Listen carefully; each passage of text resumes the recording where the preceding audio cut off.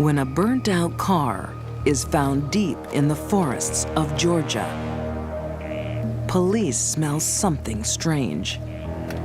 I smell some burning meat. I smell some flesh burning. And there's probably some poachers, you know, they shot a couple of deer and they're in the trunk. The sheriff pops open the trunk, looks down and says, "Those aren't deer, those are human beings." Both of their bodies were riddled with bullets, many, many more than was necessary to kill them. They are victims of the deadly revenge of a ruthless woman. Jessica McCord. She's at the top of the list of the worst people I've ever prosecuted.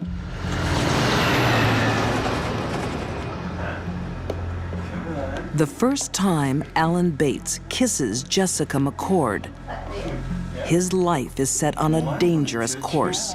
The easygoing boy from a good family has become her prey. Jessica sets her sights on this guy, and that's it.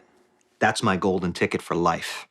There's my white picket fence, my long days on the couch watching soap operas while I'm having his babies.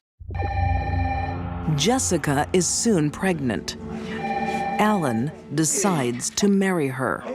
His family can't believe it. We never imagined that he would end up with someone like that. Never. To Alan's brothers, Kevin and Robert Bates, this looks anything but a perfect match. It definitely feels like she was controlling from the beginning. If you wanted me, you would have taken that phone call. What the hell's wrong with you? Don't touch me, I said. She definitely seemed to have, or seemed to assert, a certain control over Alan and his thoughts and what he would want to do and how he would spend his time. As the years pass, Jessica's behavior gets worse. Okay, y'all want to pack that up now and start your homework? We're fine. Jessica was really the instigator of the arguments and the fights. I said, pack the puppets away and do your homework. Alan continually wanted to work on things. Alan was a Christian. He was dedicated to this marriage. He was dedicated to raising a good family, no matter what she did to him, it seemed. I'll just go back to cooking the dinner like I always do, and you can sit down. But Jessica just couldn't be happy enough. You can go to your theater. These aren't just mood swings. She suffers from borderline personality disorder and narcissism. Quick to anger, self-obsessed, dangerous. Jessica is the wife from hell. A combination of somebody with borderline personality disorder and narcissistic personality disorder would be someone that would be almost impossible to be around on a daily basis. It would be the classic, it's all about me when it comes to that person. After years of heartache and turmoil, Alan can see only one way out: divorce. What the hell? You're not leaving. Alan really is at his wit's end. He can't take it anymore. Not leaving. Yeah, you just watch me. You just watch me then. She's starting to get violent. She comes at him with a butcher knife one day.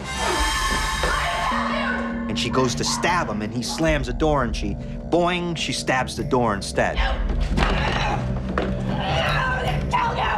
Divorce is no escape. Instead, it triggers something far worse. People with Jessica's personality disorders are not the kind of people that are going to be able to sit down with a spouse and work out the issues of a divorce or separation and child custody issues. Not at all. Nothing will make her happy. When she gets what she wants, she'll want more. Vengeful Jessica declares war on Alan. The children are her weapons.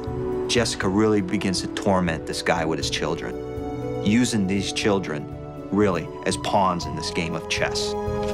Author M. William Phelps says Jessica is a master of mind games. Visits would be planned with his children, and they wouldn't be there. He'd try to call him on a telephone. Jessica would say you can't talk to him.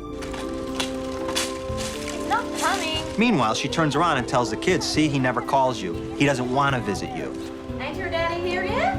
She's a narcissist, and she enjoyed that their life was her stage. And the players in this drama were Alan and those kids. And she had control over it all. That's one thing that Jessica loved to have, and that's control. You said I'll be able to see the kids. When a court gives Alan access, she ignores it. Well, I don't know, maybe next week? Come on. You know. Nothing that the court said was ever going to influence Jessica's decision to even let him see the girls. I want to see the kids. She went as far as to try to change their names and put them in a different school. And then when we found out where they were, then she pulled them out and homeschooled them. And it was all in a kind of a desperate attempt to hide them from him. The court will not be defied, and Jessica is briefly jailed for contempt. She makes a terrible promise. Someone has to pay. Whatever Jessica wanted, Jessica was going to get. And if it required murder, that was fine.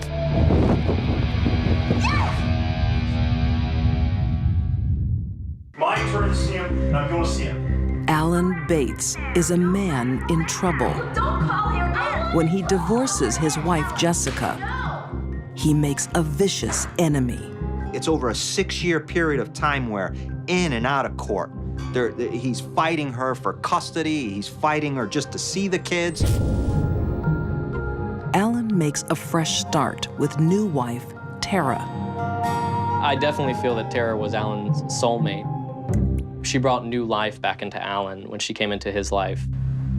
Jessica, I'm sorry, I don't think I... Jessica has found someone too. Of course we can do this. I'm not gonna lose my girls, okay? I'm just not. In Jeff McCord, she once again has a man she can control. You know what to do. We talked about it. Jeff is the kind of guy who would, if he loved a woman, would believe anything she told him. Think about it. Think about it. But Jessica isn't getting on with life. You're not gonna hang. Talked about She's getting revenge. it. Do it for me. Alan was gonna ultimately get those kids away from her, and she could never allow that. She could not allow him to win.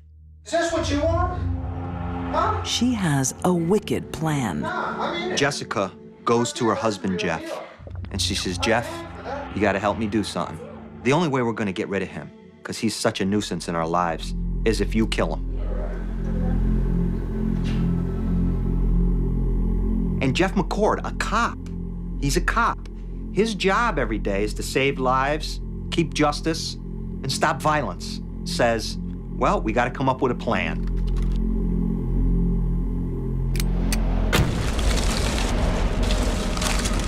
A few days later, Where's the kids? as planned, Alan and Tara arrive to pick up the children Hey. Hey, where are the kids? Oh, they're inside. The girls and want walk from- straight into a death trap. Come on. Come on, man. Come on. Alan knew Jessica's violent history. She tried to stab him with a knife one time.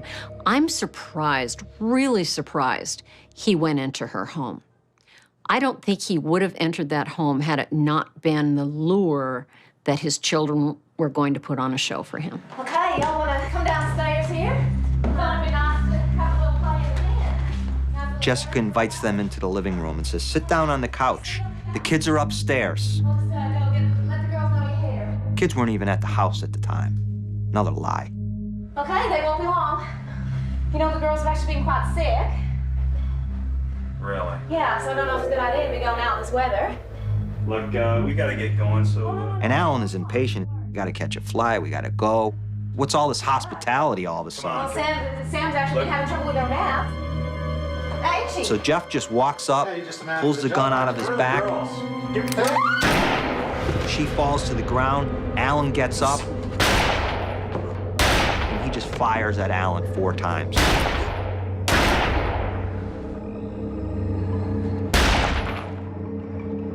While Jessica sits and watches this murder unfold in front of her eyes, a murder she planned.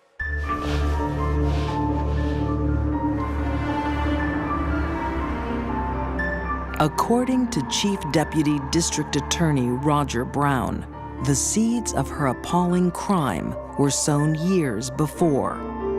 She grew up in a broken home. Her mother and father were divorced, and her father was abusive, physically abusive to her and to her mother.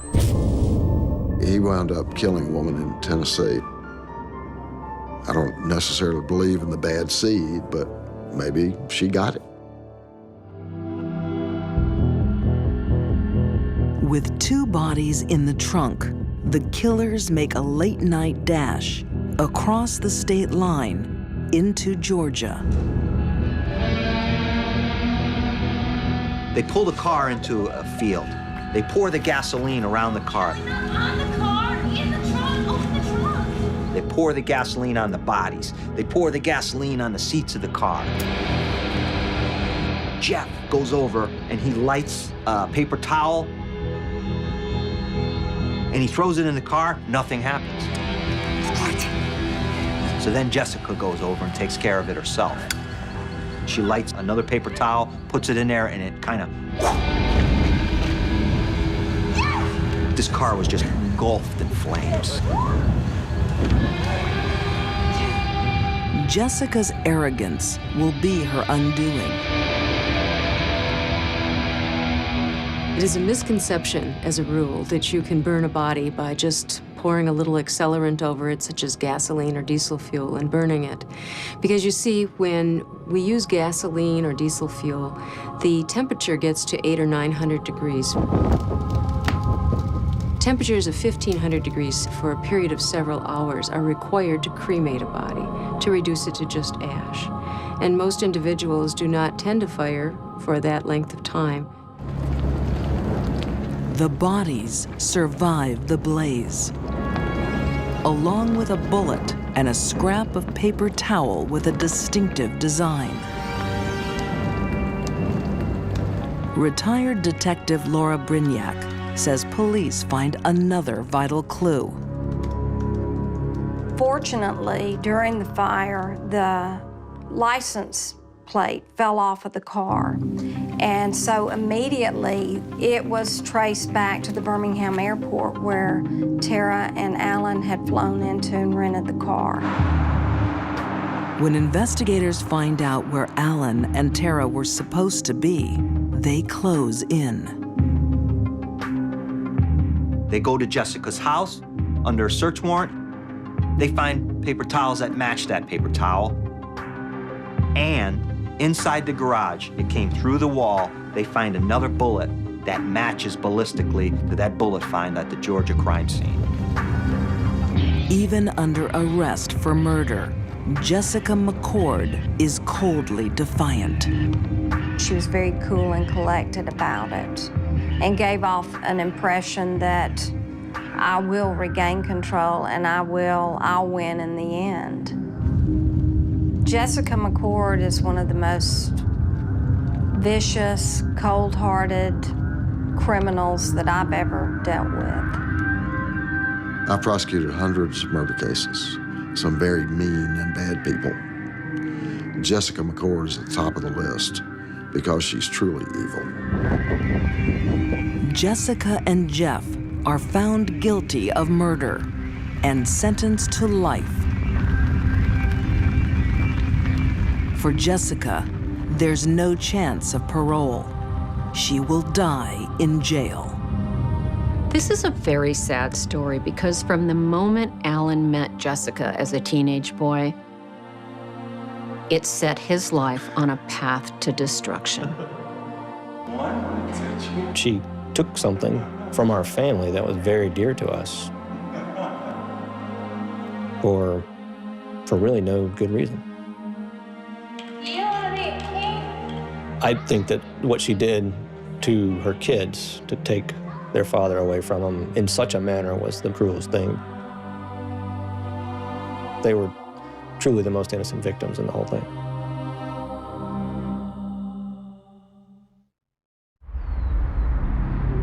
For some women, the burning desire for vengeance is a dangerous emotion.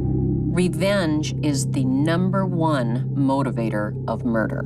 It's a very powerful force. And deadly revenge can be taken anywhere.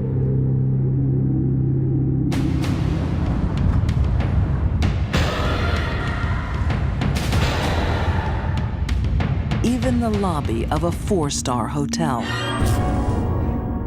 Clara Harris, by all accounts, is a really wonderful human being. For this one brief moment in her life, she lost it. She was a wild animal.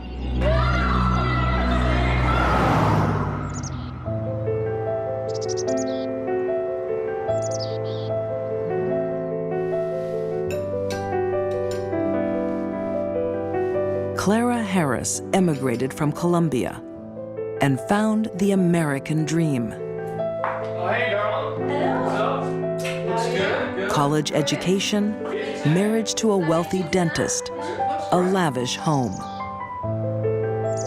But the dream has a fatal flaw. Her husband, David Harris. What's this? It's a salad. I made it for you. Yeah, but I don't like rocket in my salad. David Harris was a self-indulgent, egotistical clod. Everything about David was have the best of everything, have the best looking woman, have the best car, have the best house on the block, which they did. Texan author Stephen Long says that while David Harris seems to have it all, he still wants more. He wants his receptionist, Gail Bridges. Gail Bridges is a little cutie. She's a pretty good-looking woman herself. So it was a situation where David just wanted it all. For months, David cheats on Clara Harris, barely covering his tracks. The affair became quite obvious to the employees in David's orthodontics office. And one of them eventually went to Clara and told her.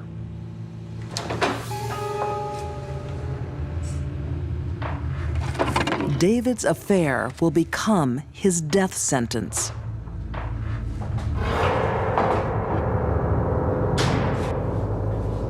Hey, Noah. Where have you been? I've been out with the guys. Out with Gail, you mean? When Clara found out her husband was having an affair, her world ended. I am your wife! I am your wife! To lose her husband was to lose everything that was important to her. Do you love her? Do you love her? Her standing in the community, how others saw her, everything. And she could not deal with that. A shattered Clara won't leave her husband. She responds with obsession about her rival for David's love. She begged him to know about the other woman, demanded that he tell her about the other woman. According to private investigator Bobby Baca, that request sparks a searing comeback. And he said, okay, here's the differences. She has a boob job, you don't. She has little feet, you have big feet. She's got no fat. No fat. She's perfect. She fits better in bed with me than you do. She's smaller, she's more petite. You're fat, she's not. She basically made him tear her ego down. For David to tell Clara he was having an affair with another woman was like stabbing her in the heart. But to give her details and compare her to the other woman was like turning the knife. Clara couldn't take it. With jealous determination, Clara sheds the pounds. But the affair goes on. Clara was desperate to save her marriage. And she thought, because of things David said, that if she lost weight, if she was prettier, if they made love more often, that would be all it would take. But those are very shallow fixes for a very damaged marriage. Soon, the damage to her marriage will be complete when Clara takes matters into her own hands. He tells Clara he's going to break up with Gail, and he takes Gail to bed. He couldn't possibly have been thinking about what Clara would do.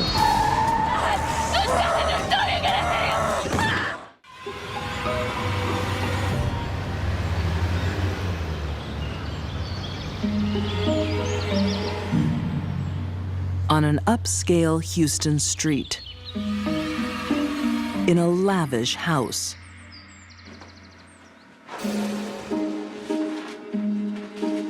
a marriage is on the rocks. Clara Harris is becoming desperate. There's no evidence that Clara has any kind of psychiatric disorder. She had cheating husband disorder. For her, big problem. Dentist David Harris has been caught having an affair with his receptionist, Gail Bridges. His next lie will turn this once loving wife into a killer. David told Clara that he was going to meet with Gail and break off the relationship once and for all. But Clara doesn't trust her husband anymore. She goes to private investigator Bobby Baca. She said, here's all the case information. He's going to meet her tonight. If you can get close and get recordings of what they're saying. She wanted that. Bobby puts one of her team on the case. She soon discovers that David Harris has no plans to break up with his lover, Gail. He went up into a hotel, checked into the hotel. He was with the other woman. Wait a minute, sexy boy. And at that point, we just wait for them to come out and video them coming out. And there's no reason why a married man would be alone in a hotel with another woman unless there is adultery. Oh, I can't believe it. And he lied to me and he's down here. Right, Mom. I'm so sick of it. Mom. When Clara learns the truth from the PI firm, I'm so furious. she snaps. Just leave it, just leave it. Enraged, she makes 16-year-old stepdaughter Lindsay phone her father Daddy, you have to come home, Bradley, soon. with a lie to lure the lovers out. All right. Okay. Good. Thank you very much. And that is where our story really becomes incredibly violent, because she saw them come downstairs, get out of an elevator, hand in hand.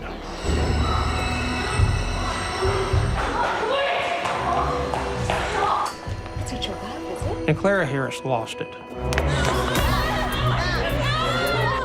Clara attacked Gail and wrestled her to the ground in the lobby of this hotel. She snapped. Flying into a rage, not caring who she hurt or how badly.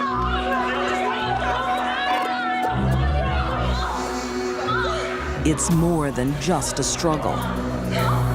Clara's vengeful fury is shocking. The fact that Clara attacked Gail, and then once she was pulled off, went back and bit her, she's acting like an animal. Then, the final humiliation. David Harris told her, it's over, Clara. You've blown it, it's over. And he walked out with the other woman. But it isn't over. This fight is about to enter its final bloody round. I don't think there was much going on in Clara's mind at the time of the attack. Just needing to destroy the two people who had destroyed her. If she had a gun, she would have shot them right there. If she'd had a knife, she would have stabbed them. She had her hands, she had her teeth, and then she had her car.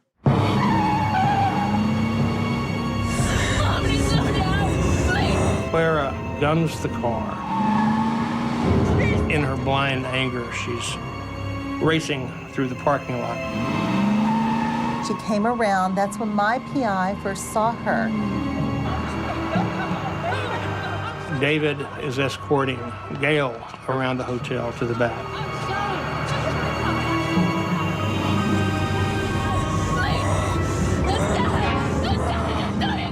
David pushed Gail.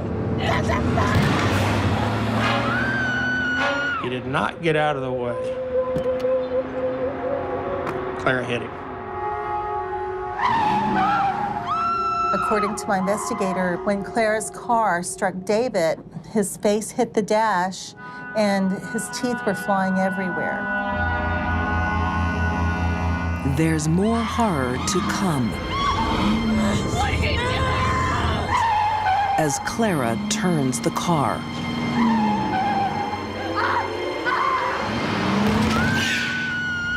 And then began this circuitous route of her coming back around to run over him again and again and again.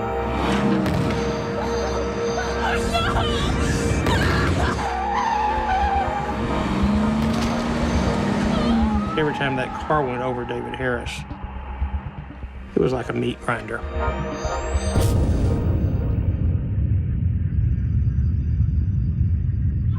Stop, Mom, please. From the passenger seat, We're killing him. Lindsay Harris is forced to witness her own father's death.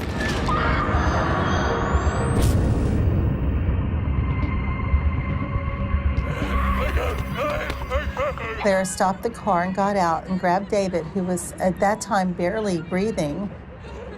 And she picked him up and said, "David, look at what you made me do."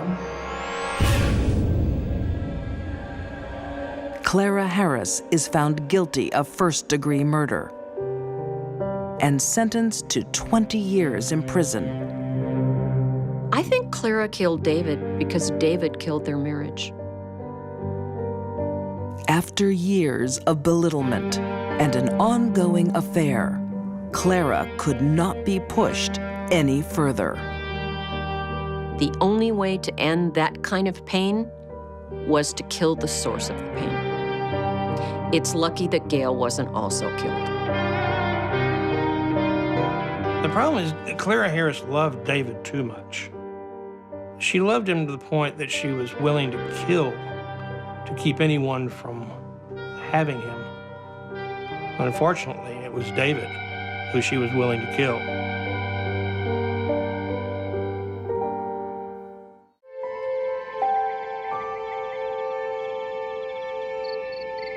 The vast Arizona desert holds many secrets.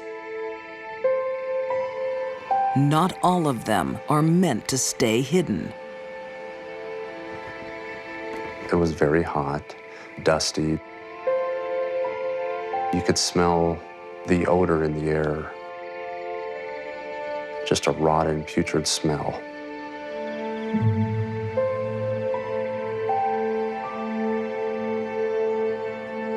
October 2004, Phoenix detective David Barnes is called to investigate the contents of a mysterious container. I remember looking down into the tub and just seeing just a torso and seeing the white flesh of a stomach area of a portion of a man. The dead man has a story that Detective Barnes will never get over. How could she do that to the father of her son? Over. You'll be around this somewhere. There he is. It's the Cowboys. At age 44, Jay Orban thinks he has it all. Gotcha. His business is booming. He has a beautiful son, Noah, Okay, come on. and a glamorous wife, Marjorie. That's right. Jay Orban absolutely adored Marjorie. He had a ring designed for her with a large diamond in it. He had bought her a new car. He certainly wanted to ensure that she was living the lifestyle that she wanted. Oh, God. Oh, honey. From the outside, Marjorie seems like a devoted housewife. She cooked, she baked, she cleaned the house, she did home improvement projects, she cared for her son. As journalist Shanna Hogan investigates Marjorie Orban's story, she finds a surprising past. She grew up with ambitions of becoming a professional dancer, and along the way, her life took an X-rated detour, and she found herself stripping.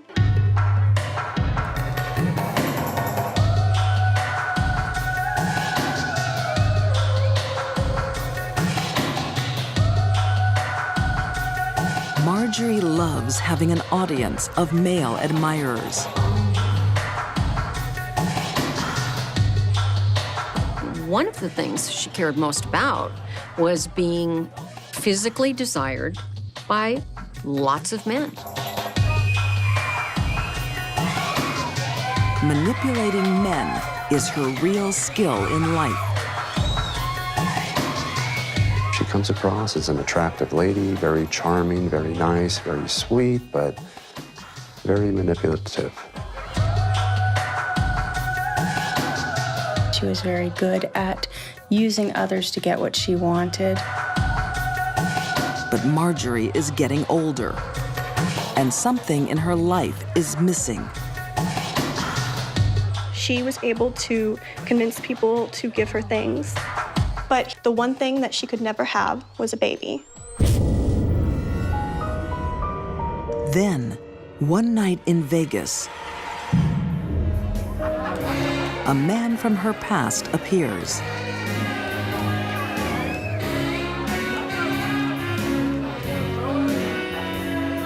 Ex-boyfriend Jay Orban has been obsessed with Marjorie for 10 years.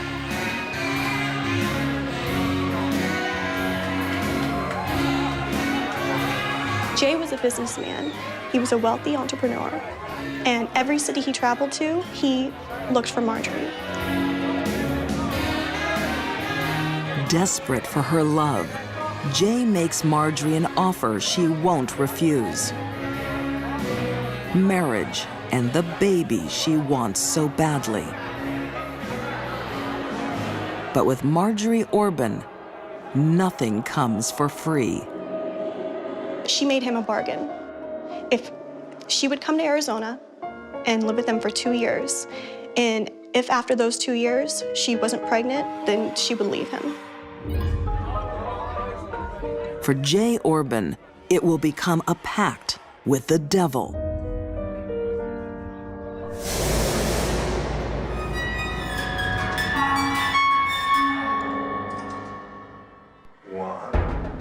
Years later, Marjorie has the child she wanted, while Noah is the apple of his father's eye. My birthday boy. Mom controls his every move. Marjorie had to have complete control over her son, from what he did to what he looked like. And from an early age, she was actually bleaching his hair blonde to match hers. You had a great day, didn't you? Yeah. Yeah. She didn't like him to have any resemblance to his father. Marjorie has gotten all she ever wanted from her husband. She doesn't need him anymore. Marjorie was always talking down about Jay. What a bad person he was, what a horrible lover he was, you know, how disgusting he was.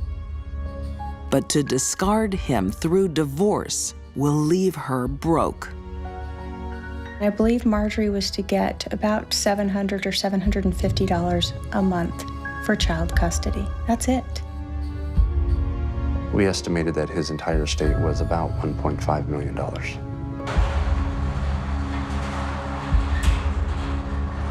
To his beloved wife, Jay Orban is worth more dead than alive. On September 8th, 2004, Jay Orban came home early from a business trip. It was his 45th birthday, but he never made it inside the house.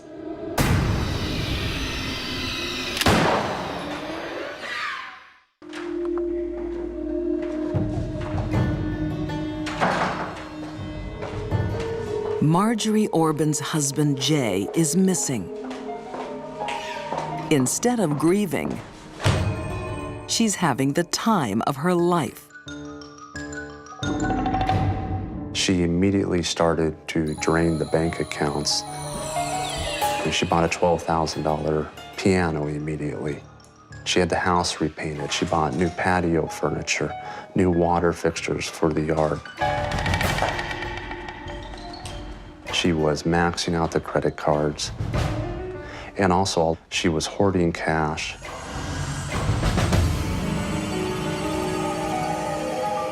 That's not all.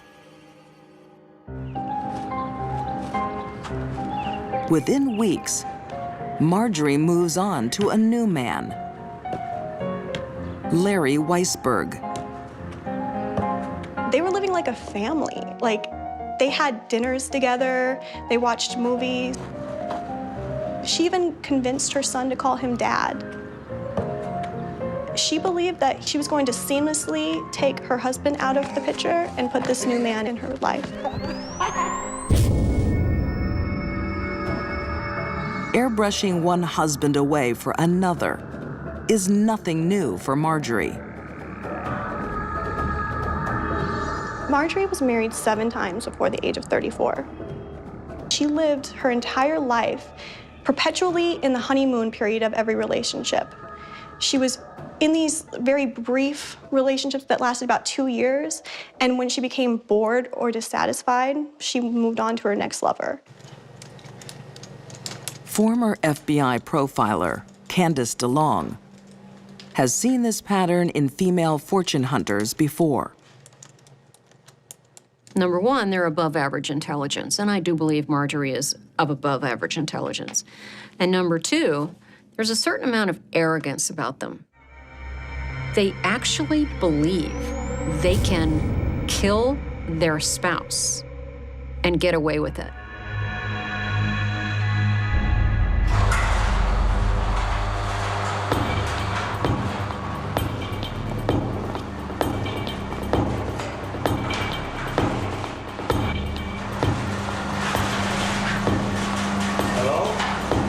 The night Jay came home, I don't believe he suspected anything was wrong or anything was going to happen to him. Hello, honey? What's going on?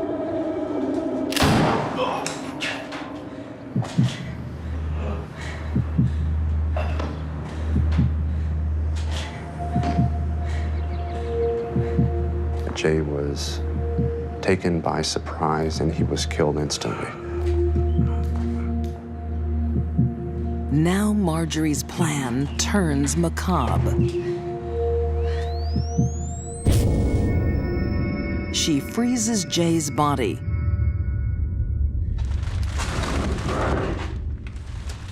and reaches for her toolbox.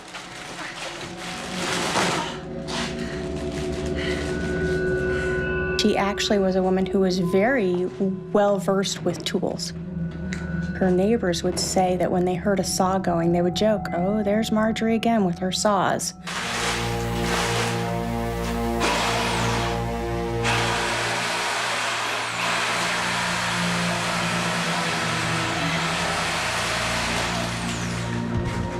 When one is using a jigsaw to dismember a frozen body, there will be no smell, and there will be no or very little blood.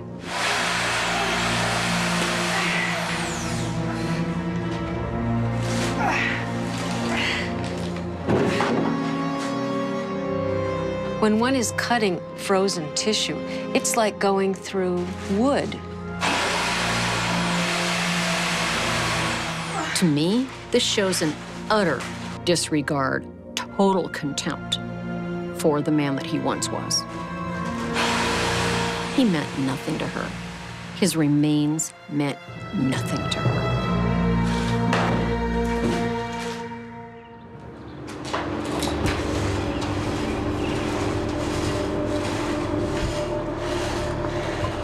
With Jay on ice and the evidence cleaned up, Marjorie has almost committed the perfect murder. But greed is her undoing. She discovers that with no body, there's no insurance payout for another 7 years.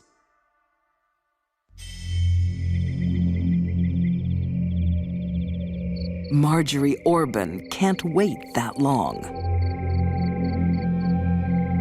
She did what she needed to do. She took part of the remains and she dumped them out there where she knew people were walking through. It was obviously intentional. Marjorie needs police to find Jay's body. But to a forensic pathologist like Janis Amatuzio, a dead body holds many clues. The art of identifying tool marks on bone is quite sophisticated. The particular striations or marks on the bone can be compared to a class or a type of pattern of saw blade. Blades found in Jay Orban's workshop match the marks on his bones. The next piece of evidence helps clinch the case. Marjorie is caught on security camera, buying the same storage containers that Jay's body is found in.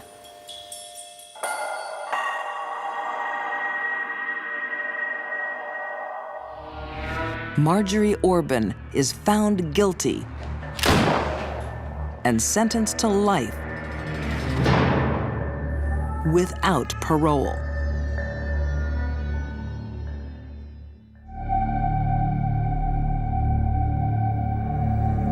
She will spend every day for the rest of her life behind bars.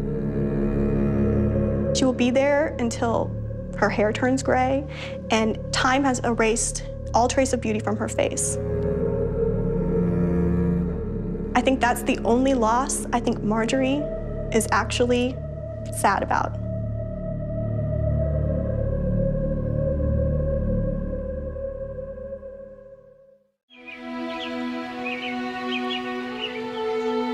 It's early morning in Selmer, Tennessee.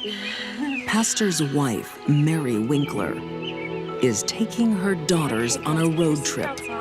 She was taking them to the beach. She had always wanted to take them to the beach. The father, Matthew, had always promised to take them to the beach.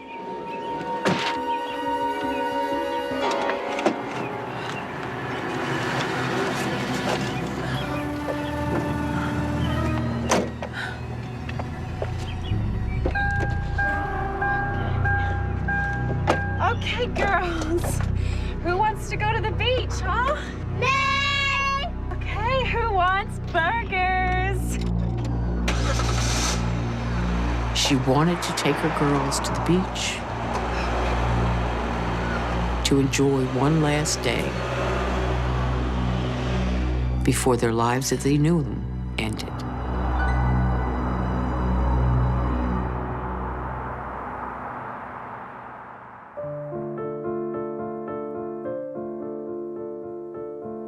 When the Winkler family is missing from church that night, Hello, Matthew? Mary? elders go to their home to find out why. Everything looks in place. It's quiet. There doesn't seem to be any reason to be concerned. Matthew? Mary? Matthew? Until they walk into the marital bedroom. Matthew? Drew, quick, come in here! And there they find the body of their preacher laying dead and cold on the floor.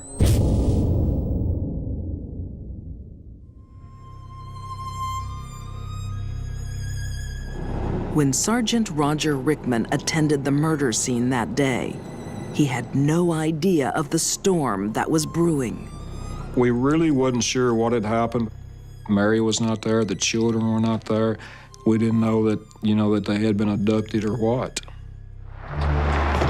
Selmer is about to become the center of a case that will divide the country and shake a devoted congregation to its core. Enticed me, and I was enticed. For whenever I speak, I must cry out. For 2 years, Matthew Winkler has been pulpit minister at the 4th Street Church of Christ. Matthew came from a line of preachers, his father and grandfather. That's what he did in life. That was his vocation. Matthew's career means he is always in the spotlight, and so is his wife, Mary. If you're a preacher or a preacher's wife or a preacher's child in a small town, you're constantly under a microscope. But away from the eyes of the congregation, Mary is under even more intense scrutiny. Look, we got French fries. They're really yummy. Now that's a healthy meal, isn't it? He expected more of Mary than anyone should expect of a human being. Yeah, sure you can. This was a marriage where the husband was in charge and made all the decisions. He would lose his temper. He would belittle her. How many times do I have to tell you not to buy junk food for the kids? A little treat every now and then, Matthew. It won't hurt them. But I don't want them to get fat like you. He was, I believe, very emotionally abusive. Criminal profiler Candice DeLong believes years of subservience took their toll on Mary's self-esteem. We know the effects of ongoing verbal abuse from a husband to a wife has a long-term deleterious effect. It beats the spirit down. Throw that in the bin. They begin to believe what the offender is telling them, which is that they're worthless. Don't talk back to me. That's your ugly coming out in you. Then one night, Mary receives a mysterious email that seems to offer a chance to prove she's not worthless. She never could seem to make ends meet, and she saw what she thought was an opportunity. But unfortunately, her solution to financial difficulty was to get involved in what is commonly called a Nigerian scam. Mary falls prey to an online fraud that sinks the Winklers deep into debt. Her secret plan to prove herself has backfired. And she can't bear to admit her failure to Matthew. She couldn't find any way to sit down with her husband and say, I screwed up. I'm sorry. I believe she kind of got in over her head over that, and she didn't want Matthew to find out about it, and I think that's why she done what she done to him. Dawn on March 22nd, 2006. The last day of Matthew Winkler's life. That morning, the baby was crying. We knew that Matthew liked to sleep.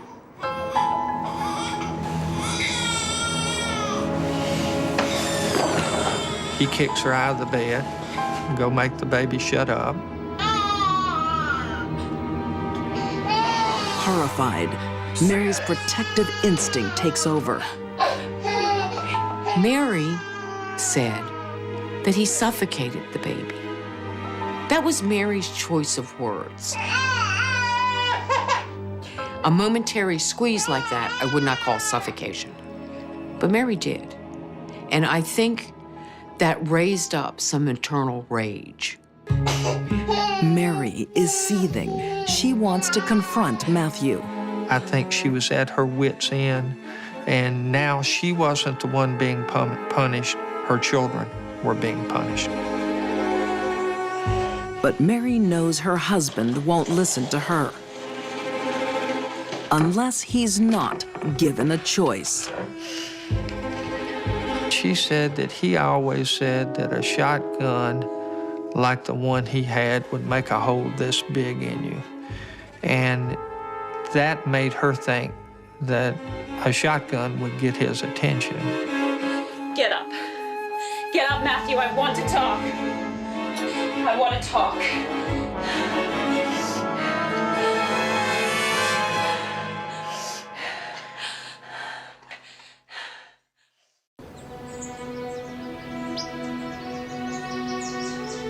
A tranquil morning in Selmer, Tennessee. I do not think that Matthew Winkler spent 1 minute of one day of his life ever thinking that he had anything to fear from Mary Winkler. Get up. Get up, Matthew. I want to talk. Pastor's wife, Mary Winkler, has decided to stand up to her husband after years of abuse. What happens next remains in dispute to this day. We only know what the physical evidence shows us, and we only know what Mary tells us. Mary got the shotgun to get his attention. Get up.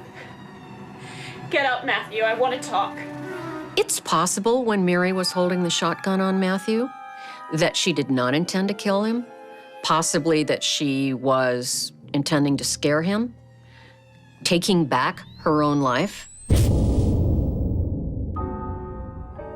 It is entirely possible that was her intention.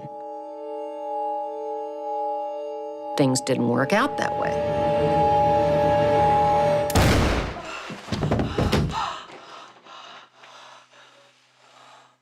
She shot Matthew in cold blood while he was sound asleep.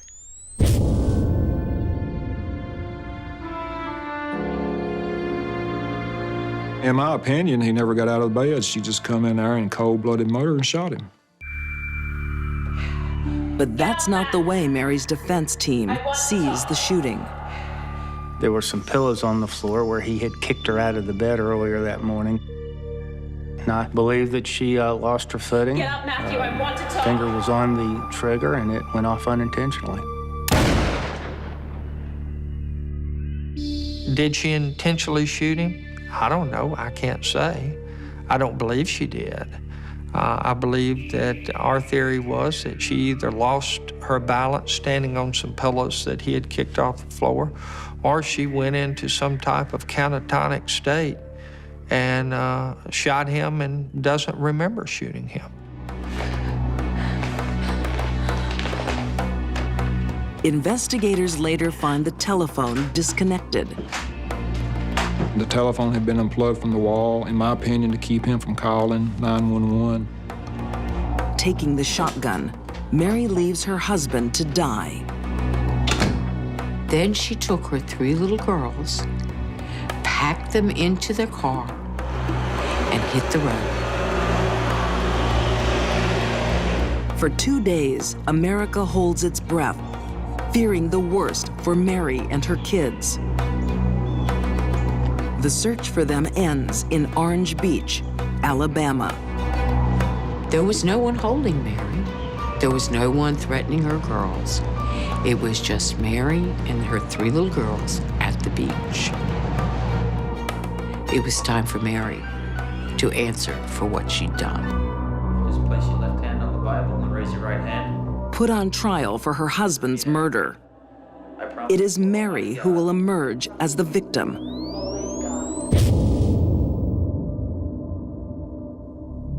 Mary painted a picture of a horribly victimized woman on the witness stand. Marriage lasted right at 10 years. I believe it was 10 years of hell. Mary's defense centers on 3 kinds of abuse she claims to have suffered at the hands of her husband: emotional, physical, and sexual. She said that Matthew forced her to commit sexual acts that she didn't want to do. He made her dress up in tarty shoes and wear wigs and wear slutty skirts. He made her do oral sex, he made her do anal sex, and this was outside of prescribed behavior for Christian couples in her mind. That's what Mary claimed in that courtroom. According to author Diane Fanning, many of Mary's claims lacked proof or substance. I just didn't buy those arguments.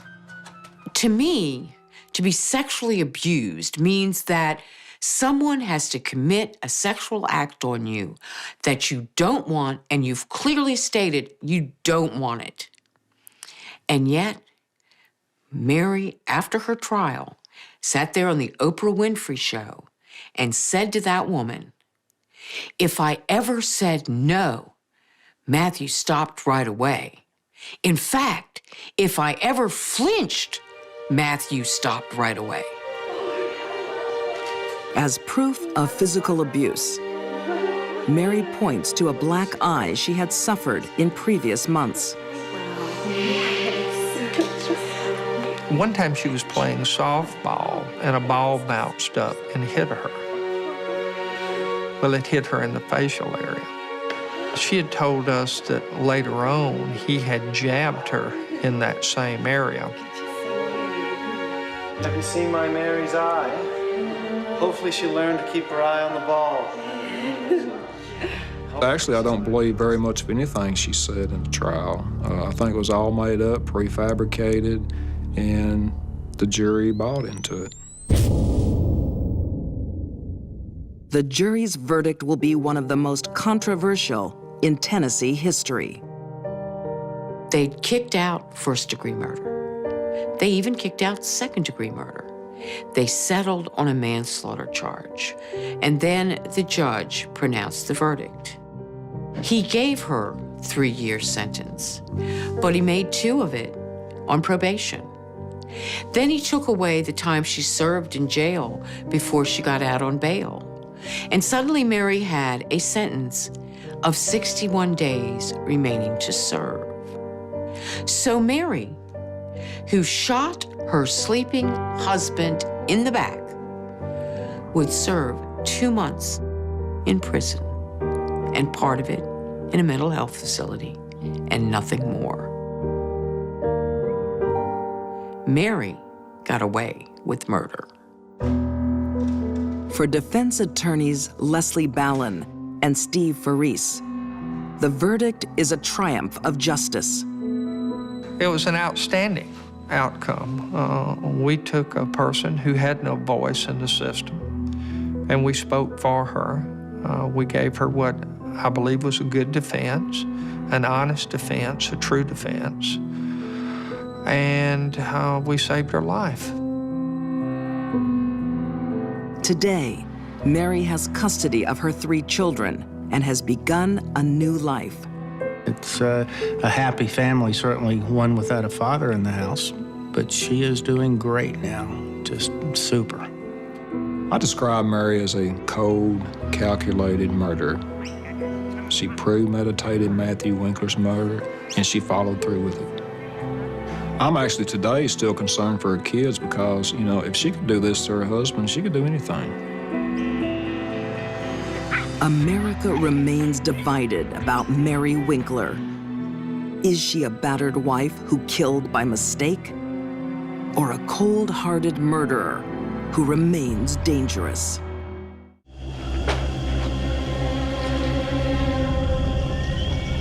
It's after midnight on the edge of a ranch stock pond in Texas. Wendy Davidson has something she desperately needs to hide. She knew that if she dumped him in water, his body would rise to the surface pretty fast.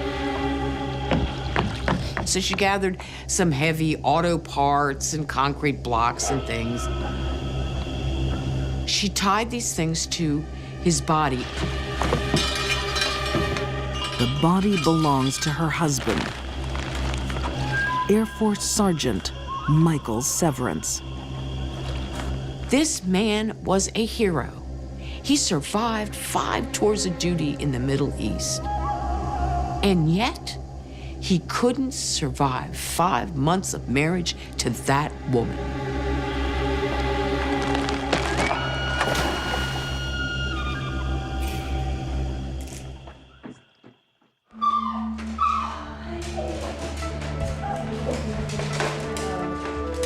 On the outside, Wendy Davidson looks like a smart, successful vet. Okay, open wide. Good doggy. But Wendy's family makes life complicated.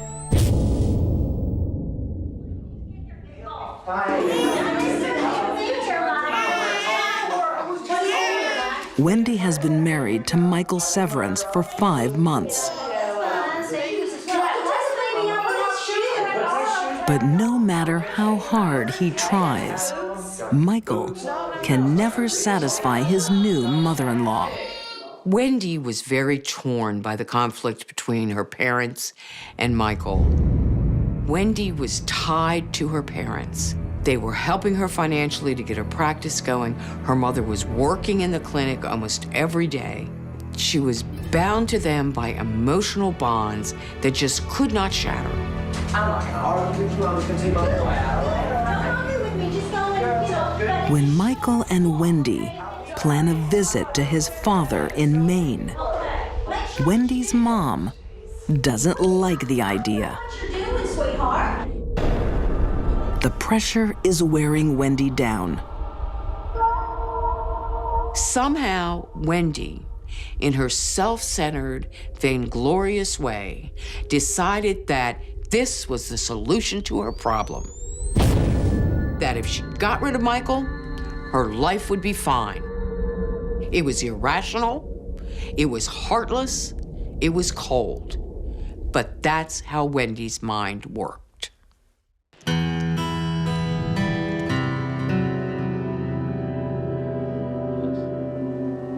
In January 2005, Les Severance waits for his son and his grandchild to arrive for their first visit to Maine. I come through the door, pumped, let's go. We gotta go pick up Mike. And they give me the news that Mike's not coming. Nobody knows where he is. Wendy says her husband has mysteriously gone missing. A father's instincts say something is wrong. It was just all piling up that something is amiss here. That something's not right.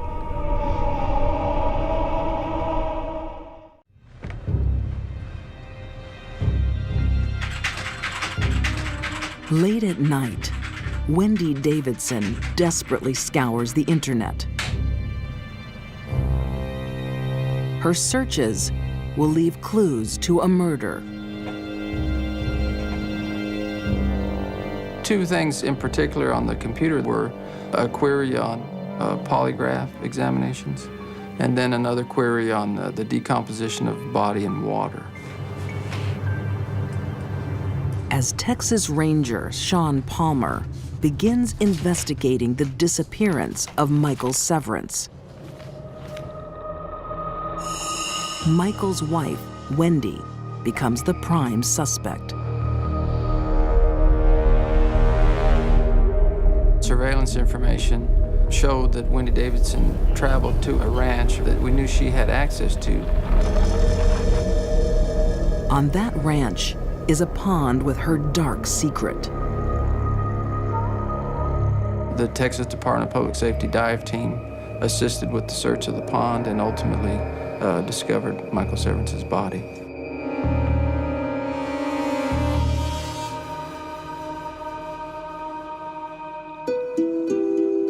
"2,000 miles away, in Maine, Michael's father receives grim visitors.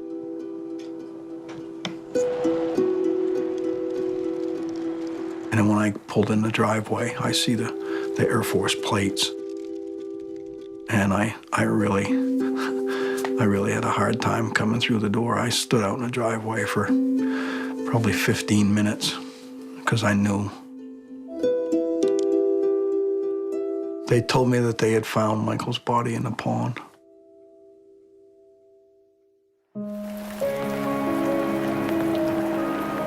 As police close in, Wendy Davidson panics. She calls her family to a secluded cemetery and makes a strange confession. She told her brother that I did not kill Michael Severance, but I disposed of his body. She said, because I knew someone in my family must have killed him, and I wanted to protect my family. But all the evidence is pointing to Wendy. One of the things that was critical in the investigation was the drugs that she kept at the clinic.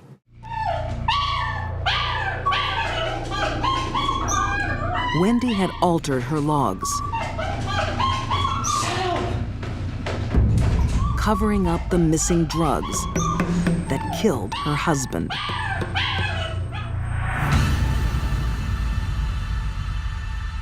Law enforcement pieced together all the little bits of evidence and came up with a scenario.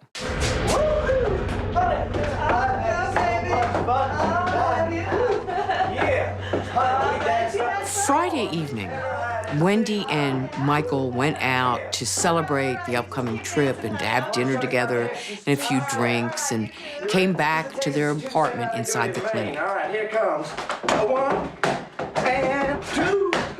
Yeah, you see that? Law enforcement believes she put a little phenobarbital into the beer that Michael drank. Man, I could really use a beer right now. Then they believe the combination of the phenobarbital and the beer that night just put him right to sleep.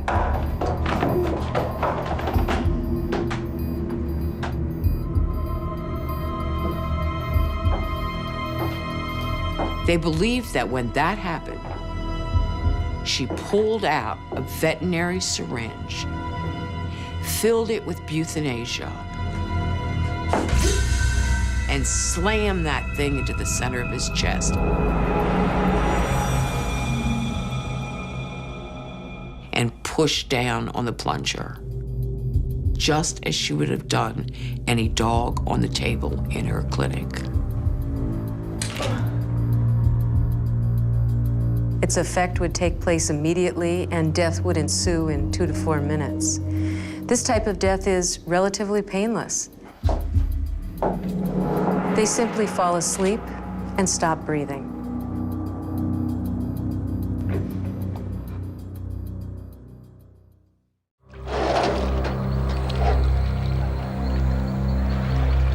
After dumping his body in the stock pond, Wendy thinks she's finished the job. But the investigation later reveals another gruesome fact.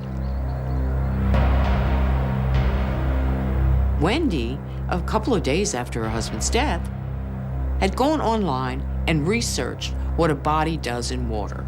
And she went, oops, I made a mistake. I didn't put enough weights on his body. He is going to rise up to the surface.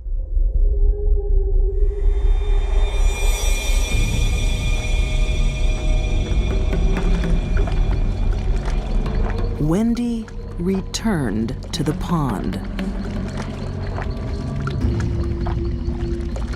She saw the body was indeed rising.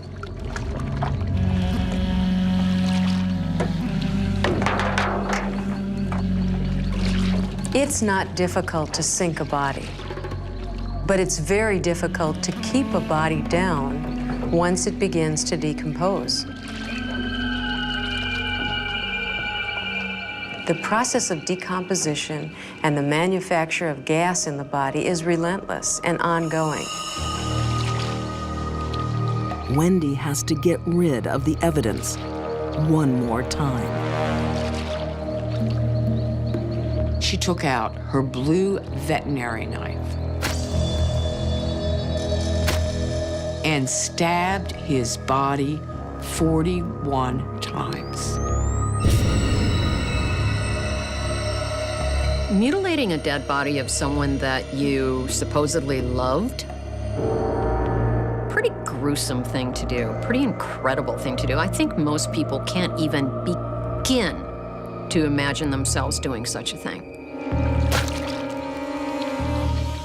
So she got past whatever hurdles she had to get past to do it.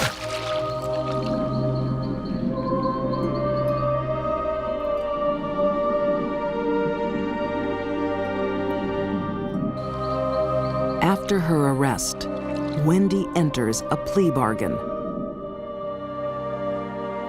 Convicted of murder, she's sentenced to 35 years in prison. Wendy still claims she is innocent. I truly believe she feared that Michael was going to leave her and try and get custody of their son. This is something that you think of every day. This never goes away. Why did they kill little Mikey?